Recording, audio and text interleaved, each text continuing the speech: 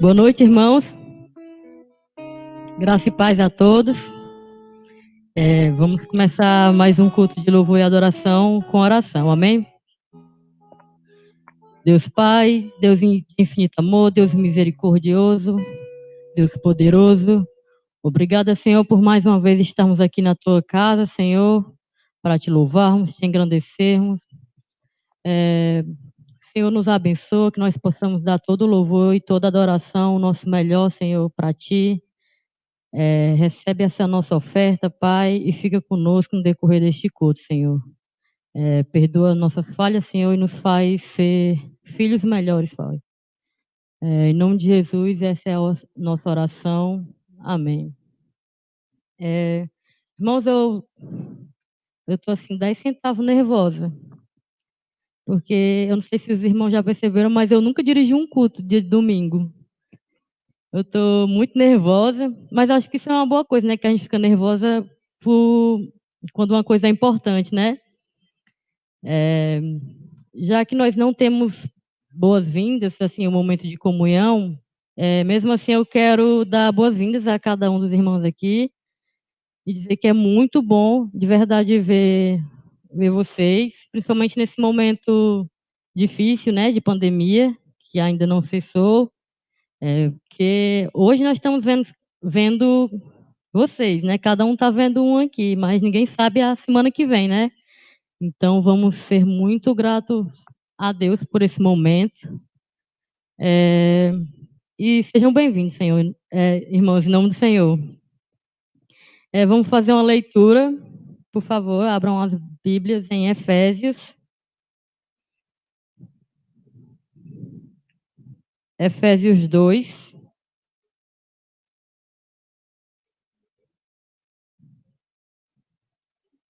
Versículo 12, 13, 18 e 19. Efésios 2, versículos 12, 13, 18 e 19. Amém? Naquele tempo, vocês estavam sem Cristo, separados da comunidade de Israel e estranhos às alianças da promessa, não tendo esperança e sem Deus no mundo. Mas agora, em Cristo Jesus, vocês que antes estavam longe foram aproximados pelo sangue de Cristo, porque por meio dele ambos temos acesso ao Pai em um só Espírito. Assim vocês não são mais estrangeiros e peregrinos, mas concidadãos dos santos e membros da família de Deus. Amém? Irmãos, na verdade, o que já foi lido não precisa ser dito mais nada, né? Nós estávamos perdidos, sem esperança, e pelo sangue de Cristo na crucificação, nós fomos feitos filhos e herdeiros do reino de Deus. Agora somos família de Deus. Como diz no final do versículo 19, se eu não me engano, né? Membros da família de Deus.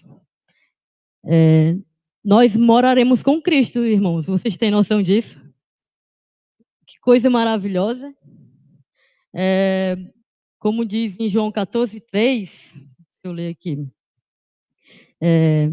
E quando eu for e preparar, Jesus falando, e quando eu for e preparar um lugar, voltarei e os receberei para mim mesmo, para que onde eu estou, vocês estejam também. Amém?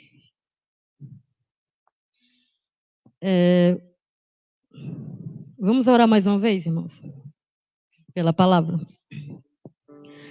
Senhor Deus, maravilhoso Pai, abra o nosso coração, Senhor, o nosso entendimento, os nossos olhos, para que possamos compreender o que o Senhor tem a nos dizer essa noite, Senhor.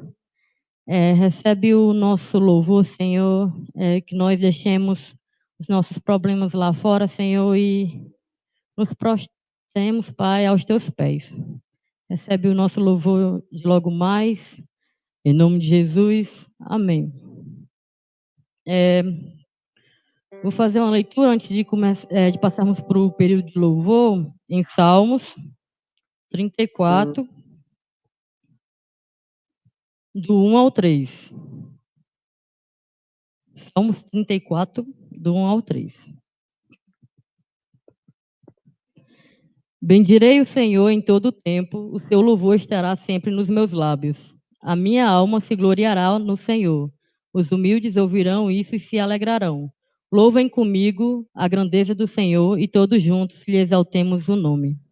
Amém? Amém, irmãos?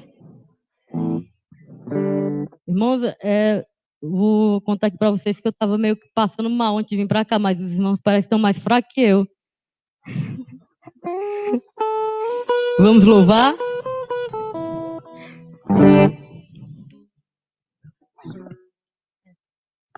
Vamos ficar em pé, irmãos?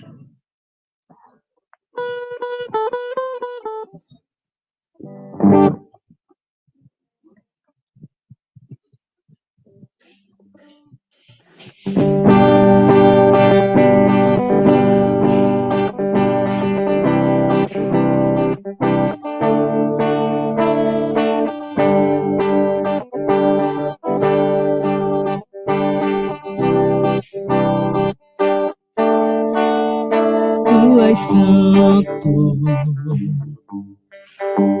poderoso, tu és digno de todo louvor. Seguirei teus caminhos, te amarei pra sempre. E eu canto e louvo ao Rei que é digno. E eu canto, me prostro diante de ti. Tu és meu Deus de paz, quero viver minha vida em ti.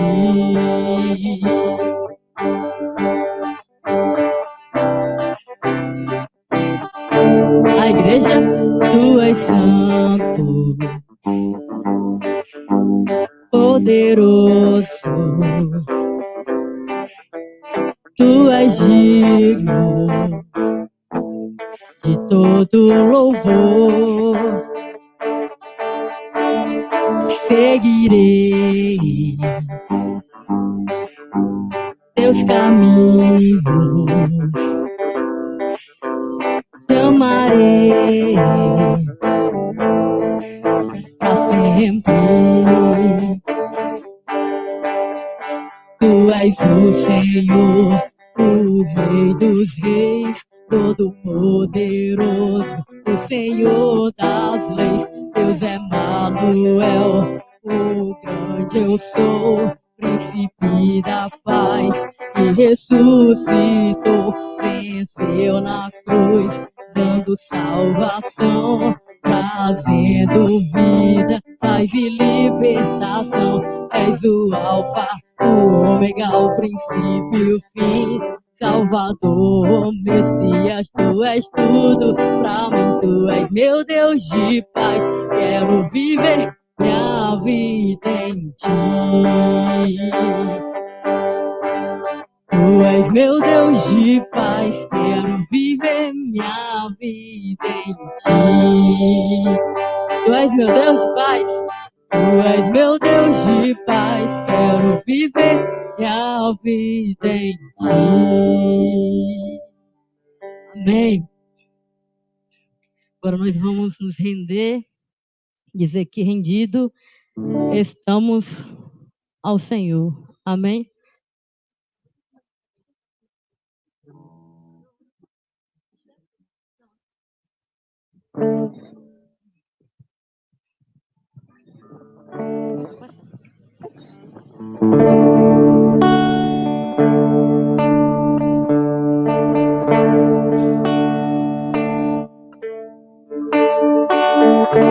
Toma-me, rendido estou, aos pés da cruz me encontrei. O que tenho te entrego, ó Deus. Vem limpar as minhas mãos, purificar teu coração, que eu ande em tudo que tu tens pra mim.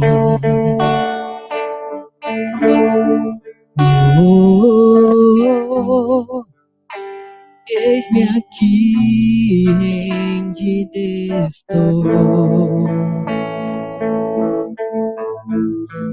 Oh, eu sou teu e tu és meu,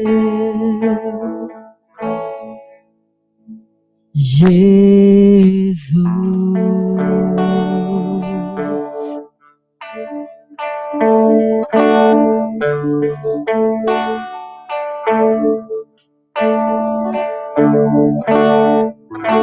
Meus momentos e os dias meus, meu respirar e meu viver, que sejam todos pra ti, ó Deus. Oh, eis-me aqui, rendido estou. Oh, oh, eu sou teu e tu és meu.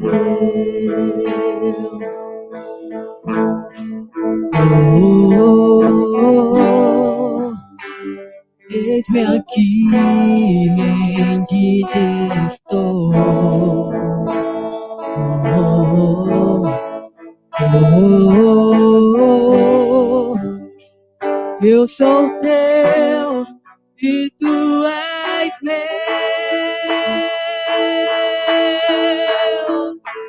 Oh,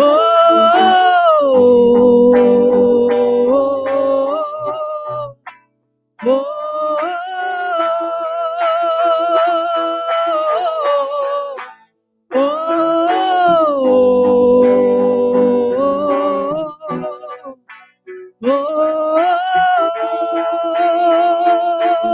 todos juntos. Minha vida dou a ti, Senhor, rendido a ti estou, e pra sempre cantarei. Faz em mim o teu querer, minha vida dou a ti, Senhor, rendido a ti estou, e pra sempre cantarei. Faz em mim o teu querer.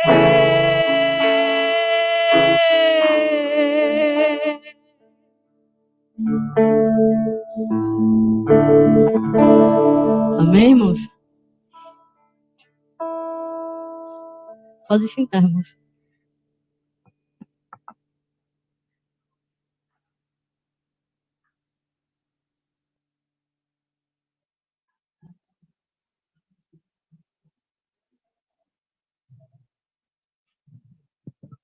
Agora nós vamos passar para o nosso momento de missões,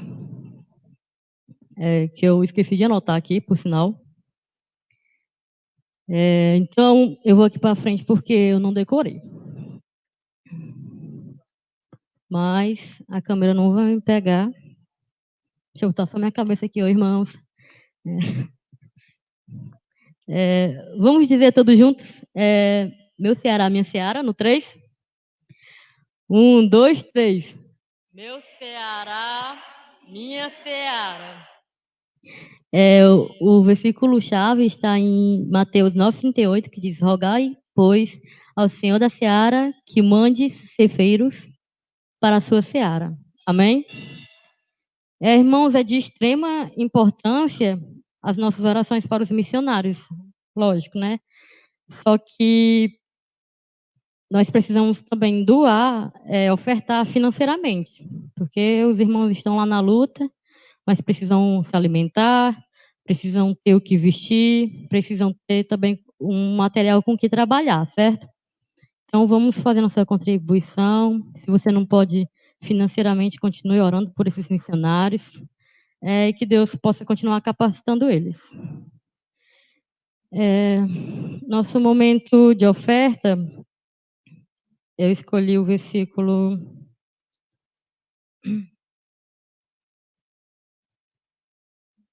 em Hebreus.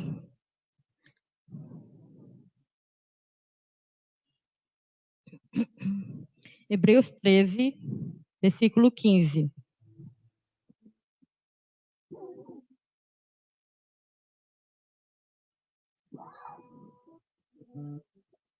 Hebreus 13, 15.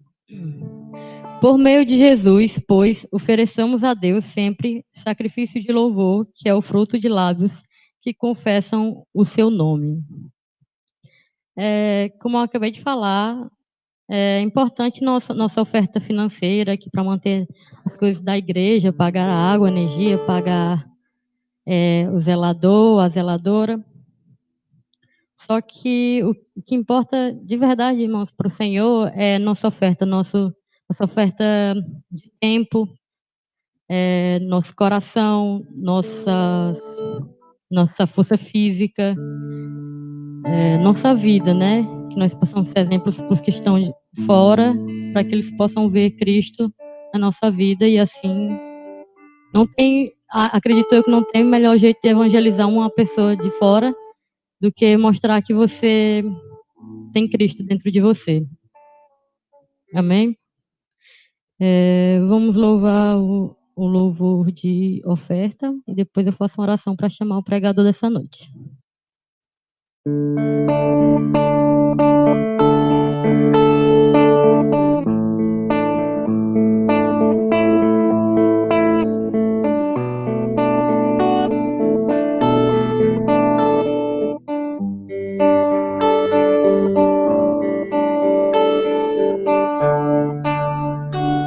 Te dou meu coração e tudo que há em mim.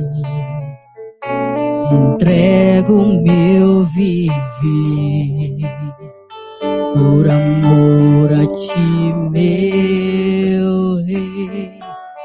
Meus sonhos rendo a ti, os meus direitos dou, o orgulho vou trocar pela vida do Senhor.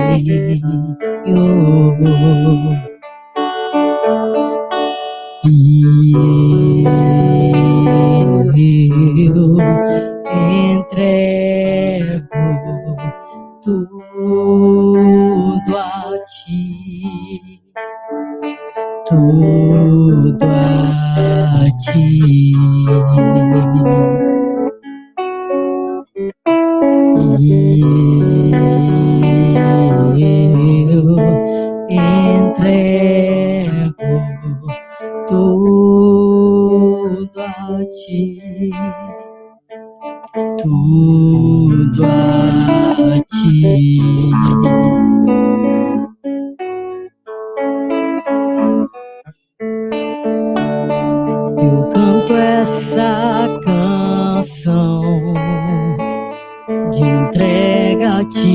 Jesus.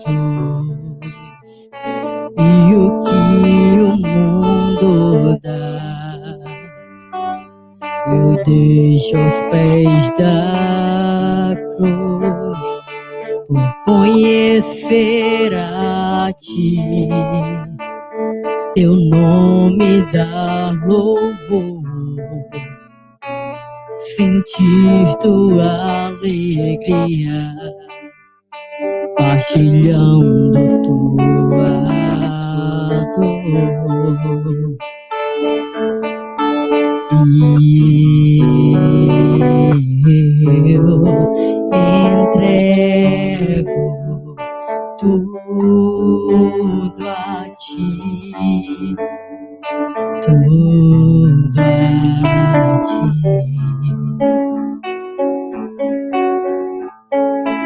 E eu entrego tudo a Ti, tudo a Ti. Pai eterno, graças te damos, Senhor, por mais uma vez podermos estar aqui para te ofertar, Senhor, te louvar, nos entregar a Ti, Senhor. Recebe a nossa oferta financeira, Senhor, mas também recebe nossos corações, as nossas vidas, as nossas orações, Senhor, o nosso louvor. Perdoa, Pai, os nossos pecados, Senhor. Nos abençoa, Senhor, para cada vez mais darmos o nosso melhor para Ti, Pai. Em nome de Jesus, abençoa esta igreja, o pastor dessa igreja, todos os líderes, os irmãos que estão em casa, Senhor, que ainda não podem vir, os irmãos que estão aqui presentes, Senhor. Toque em nossos corações, ó Pai, com a Tua mensagem dessa noite. Em nome de Jesus. Amém.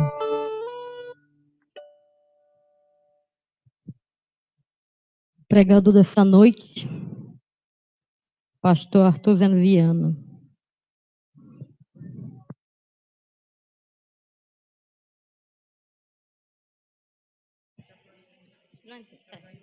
Bom, na verdade, o pregador nessa noite é o Alan Zeno Viana. O pastor vai orar por ele.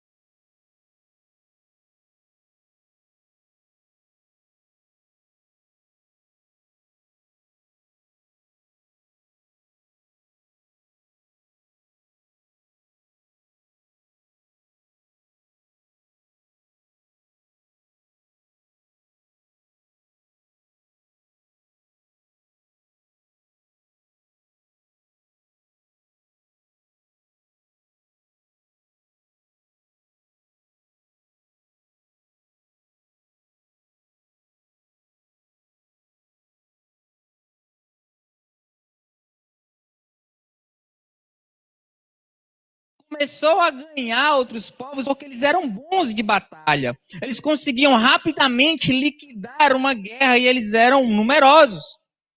E ao mesmo passo que eles eram numerosos, eles eram cruéis. Eles usavam técnicas de tortura, enfolamento com pedra, arrancavam partes do corpo da pessoa e coisas até abomináveis que nós pensarmos. E era isso que estava reservado para o povo de Judá, e era isso que estava reservado para Ezequias. Porque os assírios já estavam perto. Os assírios já cercavam Jerusalém. Eles já tinham ganhado algumas cidades de Judá. E a primeira atitude de esforço de Ezequias, é importante ser lembrado aqui, que ela não foi dada no momento que esse relato aqui é escrito. A atitude de se esforçar, de ter bom ânimo, de não temer, não é dada no momento que a dificuldade acontece.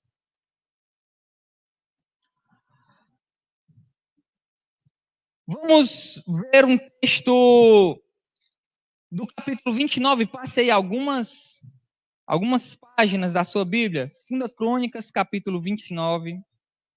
Nós vamos ver um versículo só. O versículo 3, que diz: E no primeiro ano do seu reinado, no primeiro mês, abriu as portas do templo do Senhor e as reparou. O que Ezequias fez?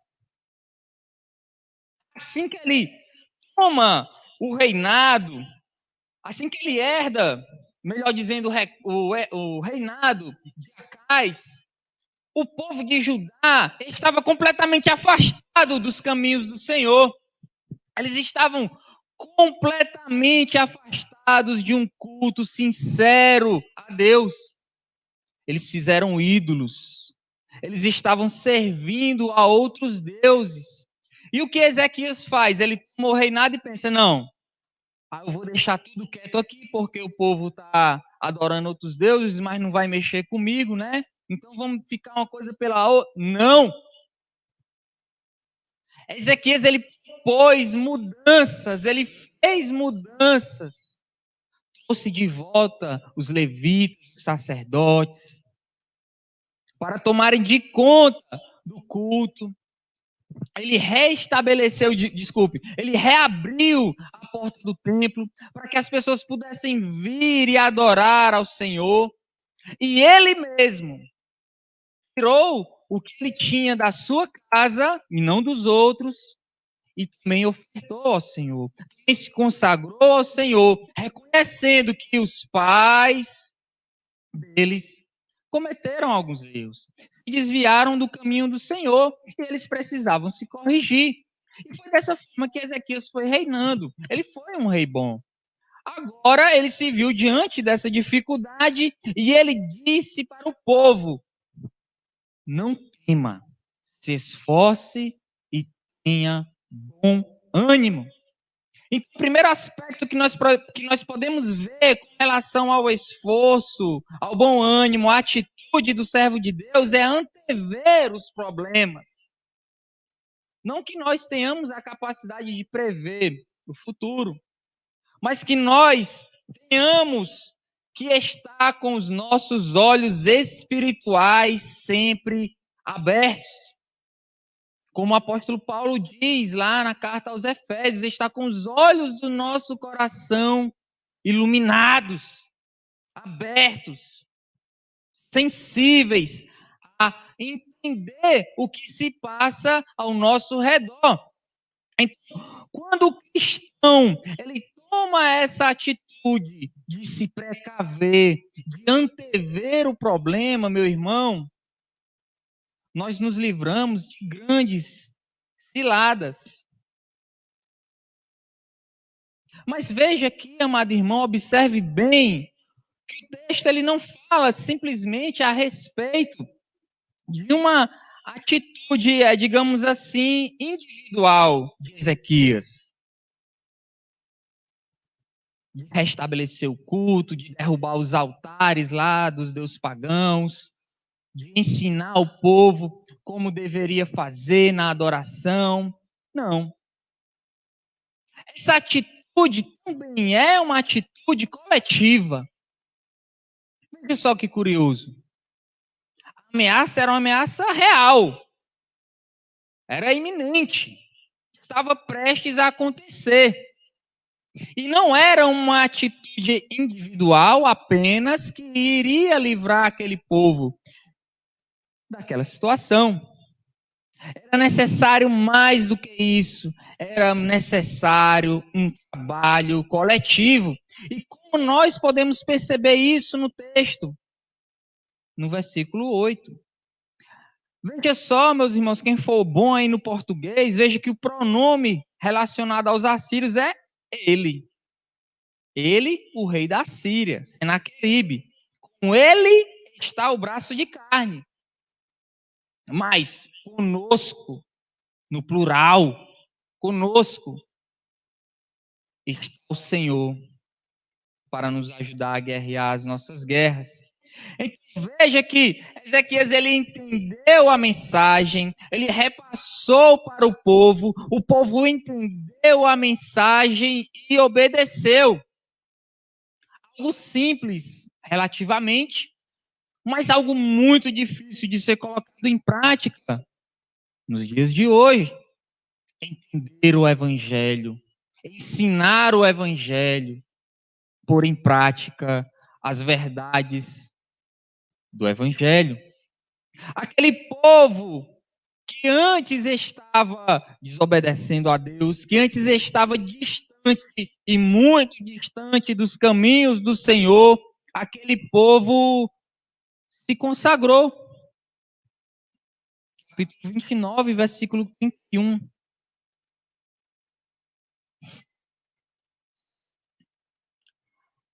Aqui o povo começou a trazer as ofertas, os sacrifícios eram entregues, os sacerdotes, os levitas faziam ali as suas atividades, tudo estava acontecendo, o holocausto ali acontecia, eles cantavam cânticos ao Senhor, e depois de que tudo acontecia, olha o que Ezequias falou. Versículo 31 do capítulo 29. Então disse Ezequias: Agora que vos consagrastes a vós mesmos, ao Senhor, chegai-vos e trazei sacrifícios e ofertas de louvor ao templo do Senhor. Ou seja, o que Ezequias falou para aquele povo? Olha, depois que vocês aprenderam de novo como é que adora o Senhor, como é que se tem um relacionamento de verdade com Ele, como é que deve ser feita a adoração com Ele, agora que você se consagrou, pode adorar o Senhor. Pode trazer a sua vida, entregar a sua vida diante do Senhor.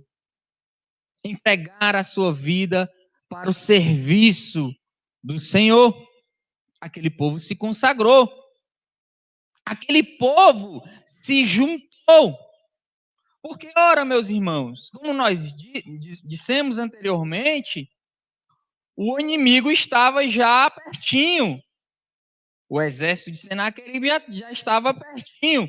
E Ezequias juntou seus conselheiros e falou para eles: olha, junte aí todo o povo, vão reconstruir as muralhas, bloqueia aí os acessos de água para o inimigo, vamos remendar aí o que tiver de ser ajeitado nessa muralha, na cidade de Davi, que é um pedaço lá de Jerusalém, um pedaço que era bem fortificado, e hoje em dia ainda tem lá as galerias, os túneis lá, do tempo do reinado de Ezequias. E foi isso que Ezequias fez: junte todo o povo e faça isso aí.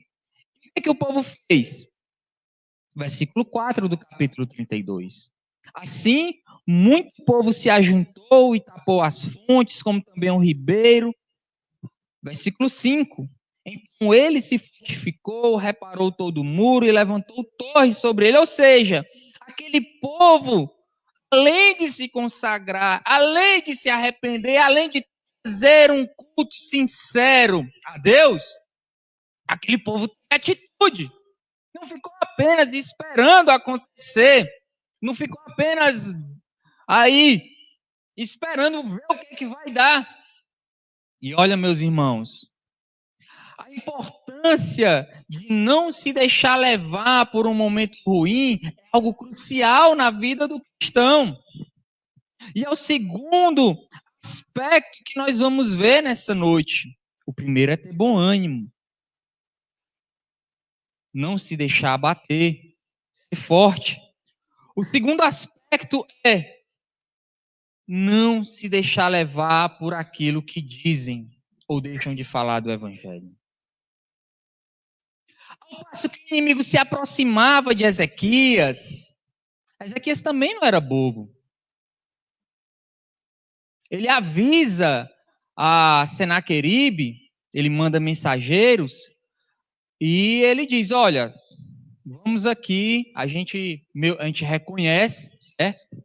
Aí a seu momento aí, e nós vamos pagar tributo a você. E esse relato que eu estou falando não está nesse capítulo, está no capítulo 18 de 2 Reis, mas não precisa abrir. E ele paga quase 2 toneladas de prata, de ouro. A Bíblia diz no capítulo 18 de 2 Crônicas que eles retiram o ouro da maçaneta, do batente, de onde tiver, e entrega a Senaqueribe. Olha, tá aí, ó. Tipo assim, fica aí no lugar, já ganhou demais, né?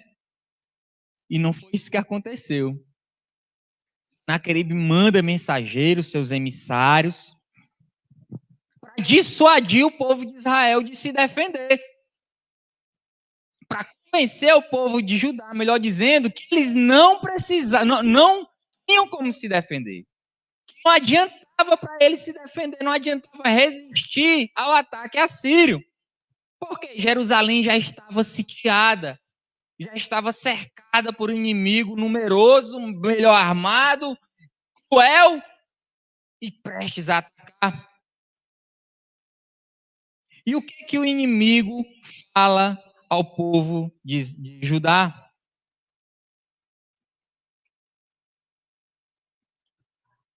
Versículo 10.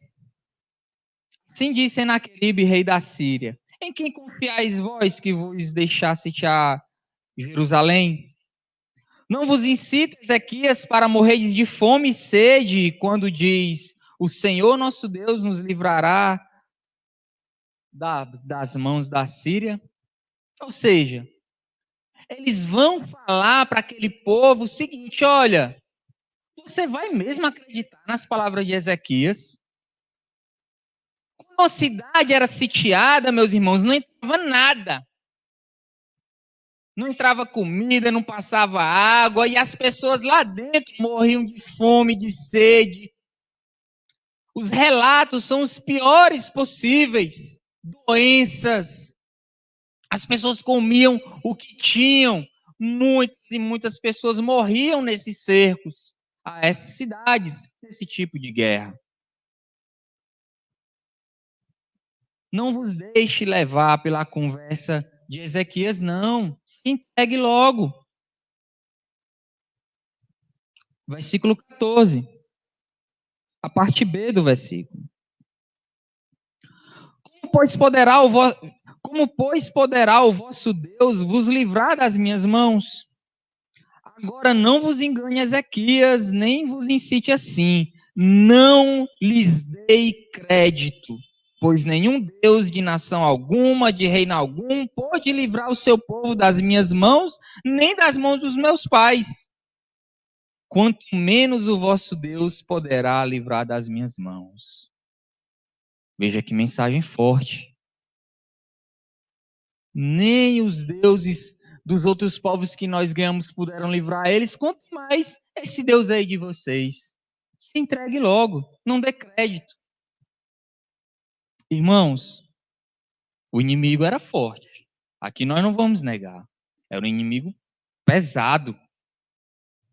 E ele, além de ser forte, cruel, era ardiloso. Ele sabia jogar, ele sabia mexer com os sentimentos dos seus inimigos.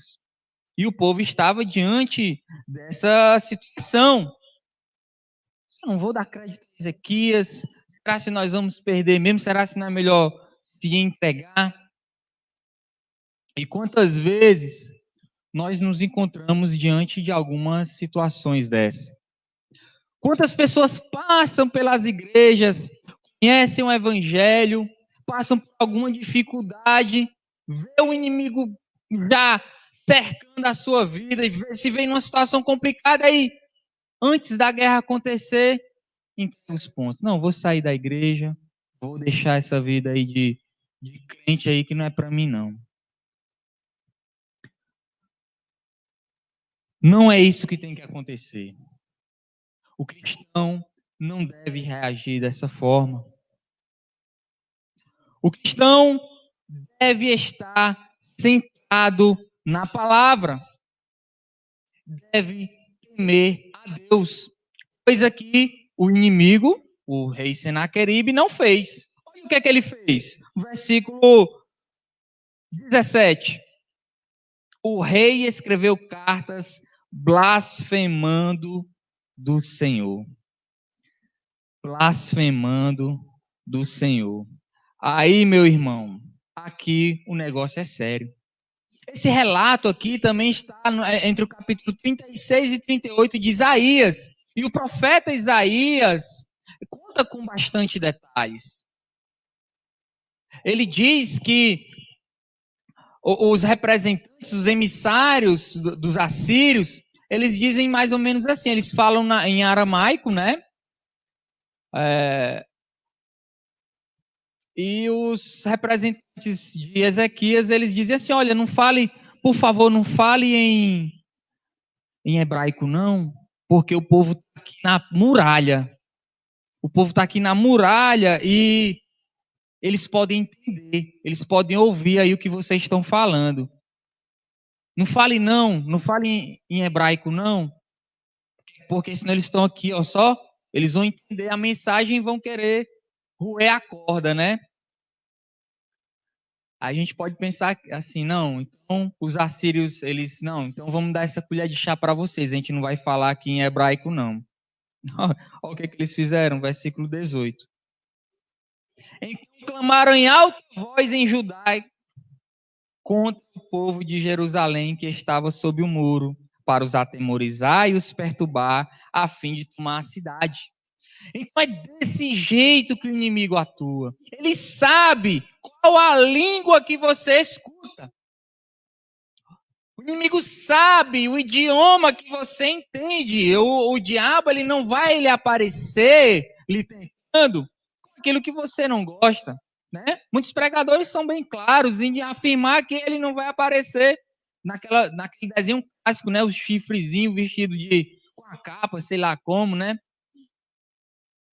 Ele sabe a língua que você fala, o idioma que você entende, ele fala bem alto, que é para lhe atemorizar, que é para fazer você entregar os pontos e dizer assim, já está perdido de 2, vai perdido de 3, 4, de 8, né?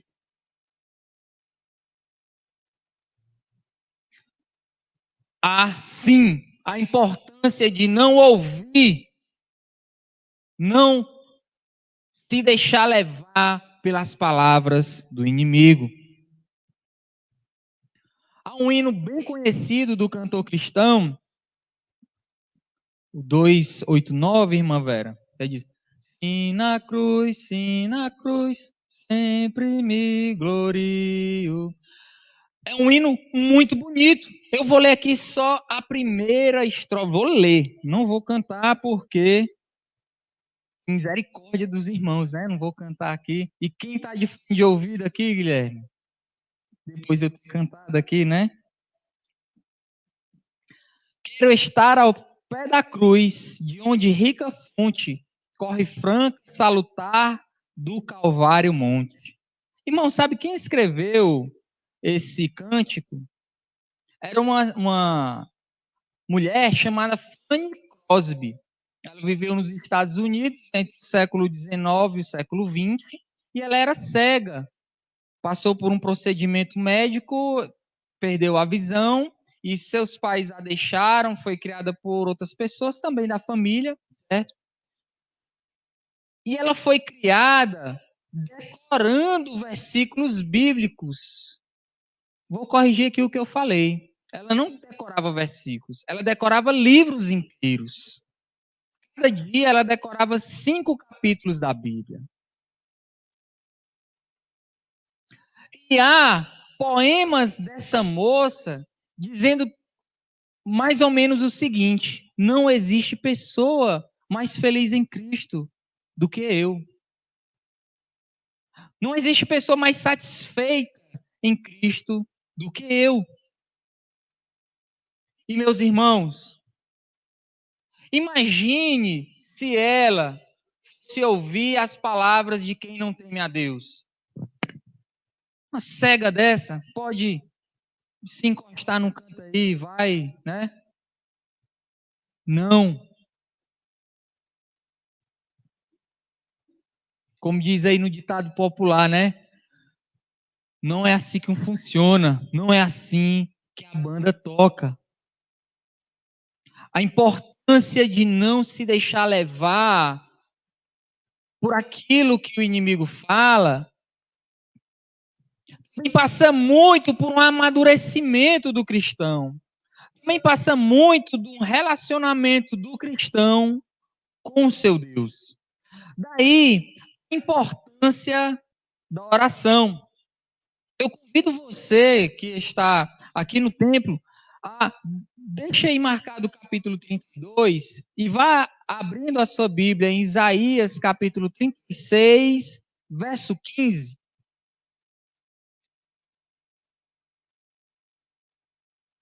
Isaías 36, 15. Enquanto você vai abrindo, eu vou lhe fazer uma pergunta. E você mesmo vai ver a resposta aí na sua Bíblia. O que Ezequias fez diante da adversidade? Dá para ver a resposta aí, irmãos? Dá para ver a resposta? É uma resposta difícil?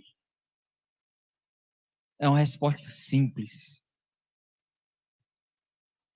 Orou Ezequias ao Senhor. Ah, mas a minha vida está um terremoto, está tudo dando errado, eu fiz isso, fiz aquilo outro. Pare, meu irmão. Pare. Ore ao Senhor. Busque ao Senhor. Clame ao Senhor. Porque daí, a partir daí, você vai começar a entender aquilo que você errou, aquilo que você precisa corrigir, para assim poder caminhar de novo. Porque o que acontece muito é que as pessoas estão num ritmo de vida frenético, os problemas, ao invés de serem solucionados, vão se acumulando. Aí quando para ver a situação, aí já era. Aí já está mergulhado, encharcado, atolado num lamaçal de lama do pecado. E Ezequias, 14 anos antes, ele retomou a adoração ao Senhor, ele reconheceu que estava errado, buscou ao Senhor. E quando veio a adversidade, quando o inimigo já estava às portas, em vez de se desesperar, ele orou ao Senhor, clamou ao Senhor. Disse: Isaías, vem aqui. Clame ao Senhor, vamos clamar ao Senhor, vamos buscar o Senhor. A importância da oração diz respeito à importância de um coração quebrantado, de arrependimento. O profeta Isaías diz que Ezequias cobriu o seu corpo de cinza, vestia de roupas, de trapos, de panos, de saco, coisa do tipo, e se arrependeu e se humilhou e clamou ao Senhor. E foi isso que a irmã Crosby, no século passado, ela entendeu.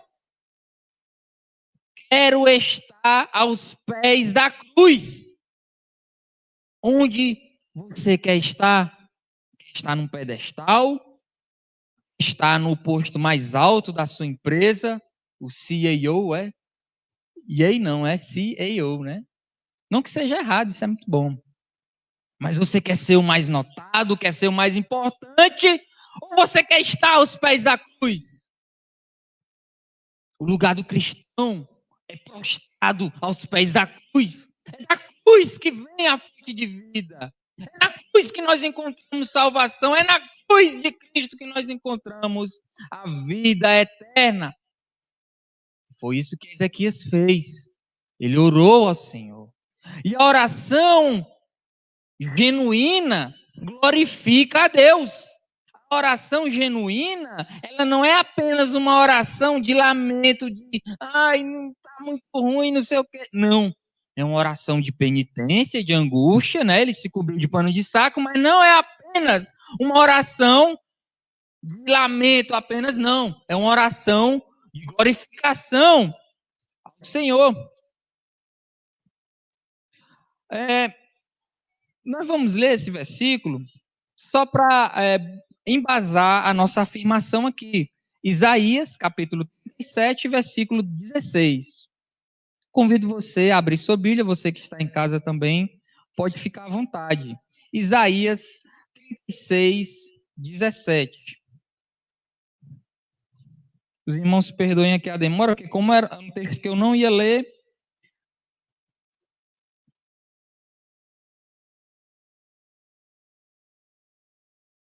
desculpe, Isaías 37, 16. Pronto, aqui a oração de Ezequias. Ó Senhor dos exércitos, Deus de Israel, que habita entre os querubins, só tu és Deus santo de todos os reinos da terra, tu fizeste os céus e a terra. O que Ezequias fez aqui, meu irmão? Um clamor a Deus. Ele exaltou a Deus, ele glorifica a Deus, afirmando que não há ninguém igual a Deus. Diferentemente dos emissários de Senaqueribe que disseram, olha, nem os outros reis, nenhum outro Deus conseguiu impedir a gente de destruir aqueles povos, quanto mais o Deus de vocês. E Ezequias diz, só tu és Deus entre todos os deuses, entre todos os reinos da terra, porque tu fizeste os céus e a terra. O crente, o servo de Deus, deve entender o exato local onde o seu Deus está, glorificado, exaltado. Agora, ao passo que Deus é um Deus grandioso, ele também é misericordioso. E é isso que Ezequias faz também na oração dele. Você pode ver com mais calma aí depois, no capítulo 36. Ele vai dizer, olha, Senhor, inclina os ouvidos para ouvir a nossa angústia. Vê a nossa situação. Senaqueribe está aí. Ele vai destruir esse povo se nada acontecer. E ele clama pela misericórdia divina. E o que nós aprendemos com o texto bíblico nessa noite? É que a oração, ela é algo fundamental. Ela é um pilar da vida do cristão. Jonathan Edwards, um grande pregador do século XVIII, ele vai dizer que a oração é uma expressão da fé. Tão natural quanto a respiração é uma expressão da vida. Você já assistiu um filme de ação em que o herói lá, o mocinho Superman, sei lá, tá lá na briga e acontece um monte de coisa, aí um negócio lá caído no chão, aí ixi, morreu. Aí vai lá e faz só assim, né, ó. Aí tá respirando, tá vivo. É ou não é? Tá vivo. Respirando, tá vivo, né? Pode estar do jeito que for. A oração da mesma forma. Do mesmo jeito que a respiração evidencia que a pessoa está viva, a oração evidencia que a pessoa está viva na fé. A pessoa está de pé, por mais que ela esteja prostrada, porque prostrada diante da cruz é de pé na vida espiritual. E o que é que nós concluímos com esse texto bíblico que nós passamos aqui à vista nessa noite, o capítulo 32 de 2 Crônicas? É que o favor de Deus foi com aquele povo. Deus realmente, ele salvou aquele povo. E nós vamos ver de que forma Deus salvou aquele povo. Versículos 20 e 21. E o rei Ezequias e o profeta Isaías, filho de Amós, porém oraram por causa disso e clamaram aos céus. E o Senhor enviou um anjo que destruiu a todos os homens de guerra, os chefes, os oficiais do acampamento do rei da Síria, pelo que este voltou à sua terra com o rosto coberto de vergonha, e entrando no templo do seu Deus, os seus próprios filhos o mataram à espada. O profeta Isaías vai detalhar mais essa história, vai dizer que foram 185 mil, se não me falha a memória, homens que morreram. Quando amanheceu o dia, diz que eles chegaram lá no acampamento. Bora, pessoal, cadê? Aí abriram, aí estava todo mundo lá, né, já morto. Salvou aquele povo? Salvou. Agora, esse texto bíblico aqui que nós lemos não diz respeito à importância que aquele povo tinha para Deus, simplesmente. Deus não era obrigado a salvar aquele povo. Por mais que eles se cobrissem de pano de saco, se arrependessem, fizessem isso, aquilo outro, não. Esse texto bíblico diz respeito à grandeza de Deus. Esse texto bíblico diz respeito da importância do servo de Deus se fortalecer espiritualmente. Esse texto bíblico diz respeito à importância do servo de Deus não ouvir aquilo que o mundo diz a respeito do evangelho. Esse texto bíblico diz a respeito da importância do servo de Deus estar em constante oração, em constante comunhão com o seu Deus. Não para que nós sejamos engrandecidos, louvados, não. Mas para que Deus seja louvado, não por nós, mas apesar de nós. Deus faz a sua obra não porque nós sejamos muito bons, mas apesar das nossas limitações, fraquezas e erros. Se esforçar, se prevenir, não ouvir aquilo que as pessoas pensam a respeito do evangelho. Quando Jesus fala lá no Evangelho de João, no capítulo 10, ele diz, né? As minhas ovelhas, elas ouvem a minha voz, eu as conheço e elas, o que elas fazem? Me seguem. Exato. Elas não apenas ouvem a voz do pastor e ficam aí, tudo tranquilo. Não. Elas seguem, elas tomam atitude, elas vão. E não pense que a vida da ovelha é fácil, não, meu amigo. Não é só ficar lá. Tem que saber a hora certa de entrar, de sair do curral, tem que saber a hora certa de fugir do predador, tem que saber ouvir a voz do seu pastor. Você pode olhar na internet depois, como é que o pastor fazia lá naquele tempo, na terra que chamam de Palestina, né, que é a terra de Canaã, como é que eles cuidavam, como é que eles ainda cuidam de ovelhas? Ficam diversos pastores, né, pastando lá com seu rebanho, as ovelhas estão lá, e na hora de sair o pastor chama as ovelhas dele, de centenas.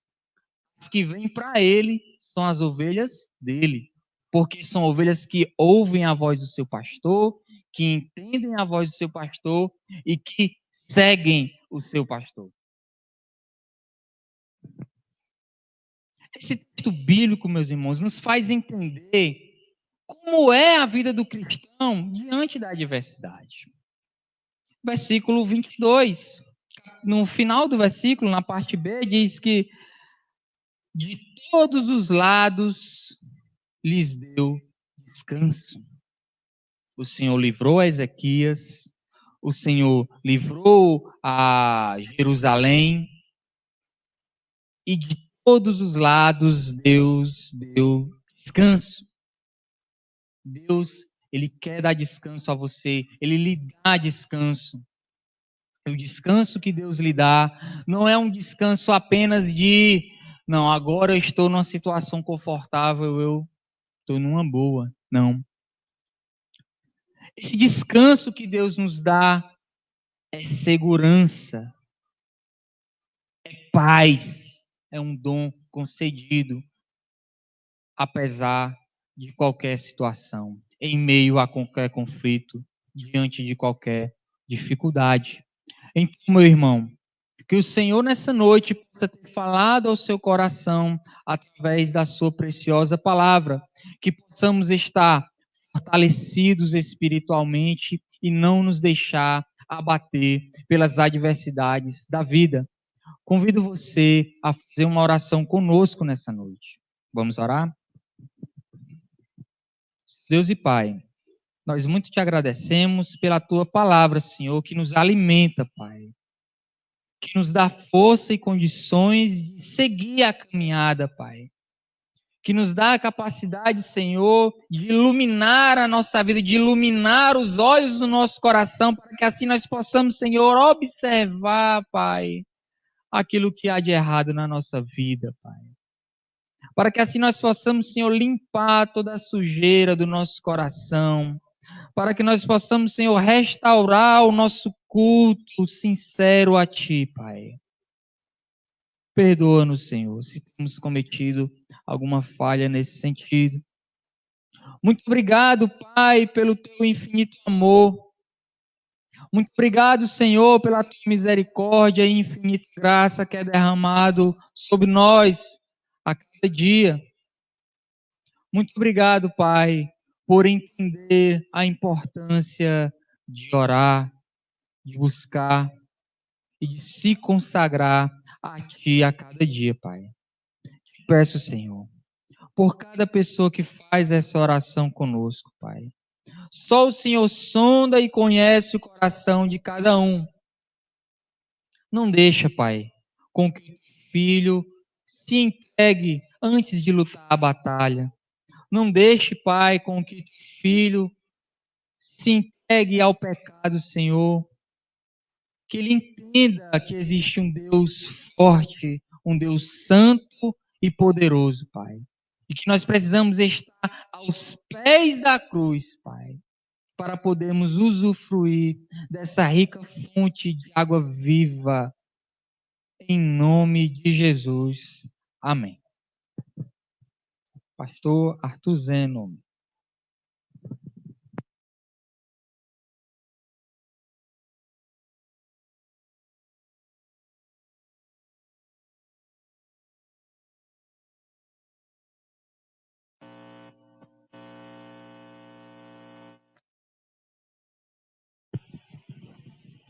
Então, eu cumprimento toda a igreja com a graça e a paz de Jesus. Amém?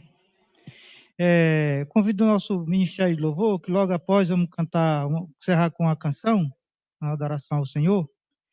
Eu confesso que fiquei muito impactado pela palavra e é como se eu estivesse ali, mas do lado de Ezequias, não de Senaqueribe.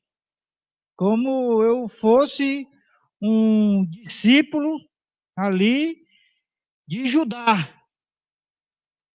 Eu confesso que a palavra mexeu comigo e me fortaleceu, e eu acredito que se nós aplicarmos, com certeza o Senhor irá nos abençoar rica e poderosamente. Quero passar algumas informações para os irmãos. O Alan é um seminarista e já perto de concluir o seminário, está sendo convidado para conhecer a Igreja Batista em Beberibe, num lugar chamado, não sei se é Sucatinga, é? Beberibe mesmo, né? Tem duas igrejas lá, e começar um namoro lá com a igreja. Esse convite vem através da missionária Zilanda, né? Então, vamos orar para que o Senhor faça a obra, né? Então, isso aí é questão de oração e de chamado. Eu quero só informar a igreja que é a nossa responsabilidade. No sábado que vem, dia 29, nós teremos aqui em nossa igreja a reunião da Ordem dos Pastores Batistas do Brasil, secção Ceará. Então, quero aqui convocar nosso corpo diaconal para preparar, para receber os pastores num café da manhã. Então, aí a tesoureira, nossa equipe de finanças, para providenciar um lanche, né, para os pastores, e será de 8 da manhã ao meio-dia, a nossa reunião no sábado, dia 29, tá certo? E no mais, dizer aos irmãos, os líderes de união feminina, união masculina, mensageiras, embaixadores, jovens, que já podem marcar reuniões para o templo, tá certo? Então, o líder da união masculina convoque os homens, façam algumas programações com os homens e assim sucessivamente, jovens, etc, etc.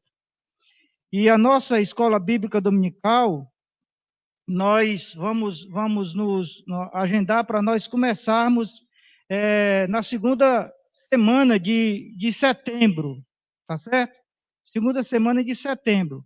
Agora, como vai ser, nós iremos conversar para que nós tenhamos uma escola menos movimentada ao redor do templo. O normal será novo. Porque antigamente as crianças ficavam correndo, nós tínhamos muito espaço, algum tempo livre, de 25 minutos a 30 minutos, e aquele período que nós íamos para a cantina, e esse tempo aí a gente tem que resumir para não termos muita correria, principalmente de crianças, né, os adolescentes no templo. Então vamos estudar aí como ficará. Vou ver com o corpo diaconal da nossa igreja, tá certo? E a nossa oferta missionária, como foi dito, será encerrado no dia 10 de setembro. Então, entregue a sua oferta até o dia 10 de setembro, que depois do dia 10 nós estaremos enviando, depositando na conta da nossa junta de missões estaduais, tá certo? Estou esquecendo de algum recado, irmãos e irmãs? Então, vamos orar, e logo após a nossa oração, vamos nos despedir com um louvor e adoração ao nosso Deus. Eu acredito que nós não temos nenhuma pessoa que seja descrente aqui, mas se tiver alguém com desejo de reconciliação, de alguma coisa assim, eu não estou vendo aqui, né? Mas, de repente, então a oportunidade foi dada, vamos orar. Ó Deus querido, muito obrigado, Pai, pela tua preciosa palavra ter nos alcançado, por ser possível te cultuar, Senhor, de uma forma numa comunhão tão intensa, de receber um alimento, ó Deus, uma porção dobrada do teu Espírito. Ó Deus, permita-nos, Senhor, sairmos daqui fortalecido, alimentado, com desejo de receber mais nutrição divina. Ó Deus, que nós possamos estar firmes para as batalhas que virão. Ó Deus, em nome de Jesus, abençoa todos nós, nossa casa, nossa família. Não deixa, Senhor, que nenhum de nós se perca. Que nós tenhamos, ó Deus, esse amor intenso por Ti, pelo Evangelho, pela vida congregacional, pelo aprendizado, pelo amor aos irmãos, pelas almas perdidas, e que o nome de Jesus seja glorificado por todos nós. Nos despede em paz. Que a graça do nosso Senhor e Salvador Jesus Cristo, que o amor de Deus nosso Pai, e que a comunhão do Espírito Santo de Deus seja com essa igreja e com todos nós. Amém. Deus nos abençoe.